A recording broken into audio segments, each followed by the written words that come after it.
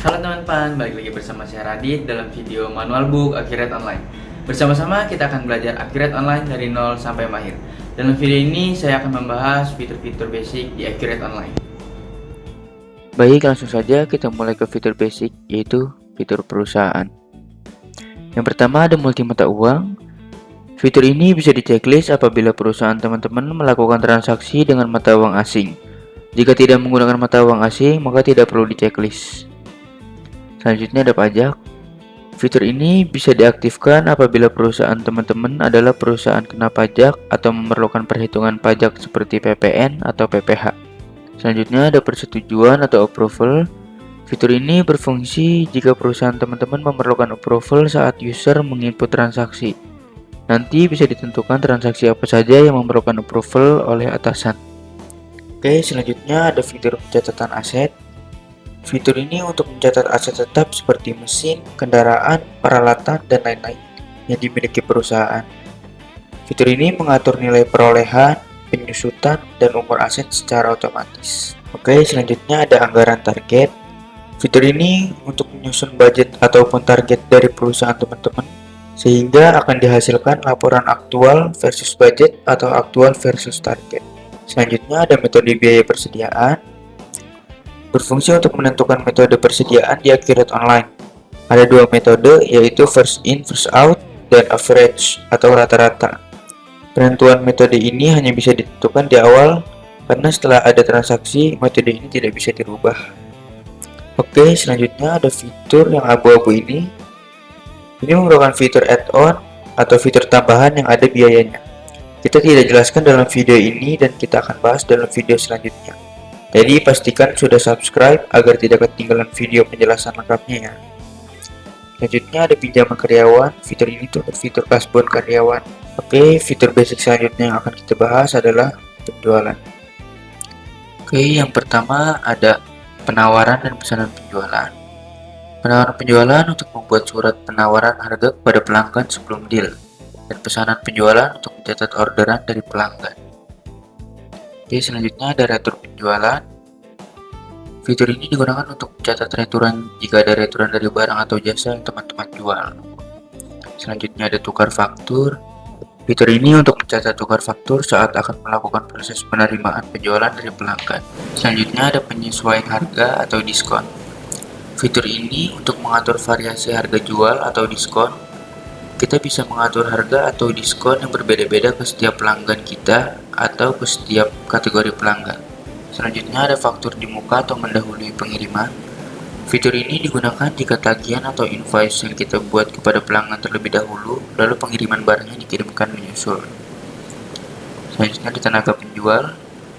Fitur ini bisa digunakan jika perusahaan teman-teman ingin mencatat penjualan oleh salesman serta menghitung nilai komisi per salesman. Selanjutnya ada klaim pelanggan. Fitur ini untuk mencatat penukaran barang dari pelanggan dikarenakan cacat pada produk atau hal lainnya, dan biasa kita sebut dengan klaim garansi. Selanjutnya ada pengepakan barang. Fitur ini untuk mencatat barang yang sudah di packing dan siap untuk dikirim. Fitur ini biasa digunakan untuk packing list. Selanjutnya ada konsinyasi barang. Fitur ini untuk mencatat transaksi penjualan jika perusahaan teman-teman menitipkan barang kepada perusahaan lain untuk dijual. Selanjutnya ada jasa pengirim. Fitur ini untuk mencatat informasi jasa pengiriman yang digunakan selama proses transaksi teman-teman. Yang terakhir ada syarat pembayaran.